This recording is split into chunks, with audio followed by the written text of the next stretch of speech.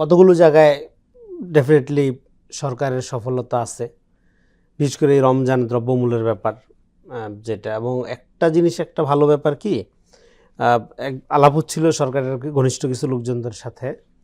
তো তখন তারা যখন ডক্টর ইউনূস সাহেবকে বললেন যে স্যার আমরা তো এবার রমজানে একটা অভূতপূর্ব সাফল্য অর্জন করেছি, জিনিসপত্রের দাম টাম কমেছে, তো আমরা এটা নিয়ে একটা প্রেস কনফারেন্স করে জনগণকে জানাবো কিনা। তো ডক্টর ইউনূস থেকে বলছে যে এটা তো আপনার দায়িত্ব, এটা জানানোর কি আছে, হ্যাঁ, বরং আরও কীভাবে দাম কমবে সেই ব্যাপারটা ঠিকঠাক করেন। তো এই অ্যাপ্রোচটা ভালো। অন্যদিকে আপনারা ধরেন রাজনৈতিক ঐক্য, রাজনৈতিক পরিবেশ, রাজনৈতিক দলগুলোর মধ্যে সংস্কার প্রক্রিয়ার জন্য যে ধরনের ঐক্য দরকার, আস্থা দরকার, সেইটাতে আশাবাদী অবস্থান তৈরি করা যায় নাই। আবার আইন শৃঙ্খলা পরিস্থিতির অবস্থা খুব একটা ভালো এখনও করা যায় নাই, আগের চেয়ে improving day by day, but খুব একটা ভালো করা যায় নাই।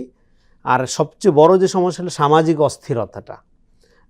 সামাজিক অস্থিরতাটা প্রচণ্ড বেশি, এবং নারীদের নিরাপত্তার জন্য প্রপার ব্যবস্থা নেওয়ার ক্ষেত্রে অনেক উদ্যোগ নেওয়া হয়েছে, কিন্তু এগুলো আরও প্রপারলি করা দরকার ছিল।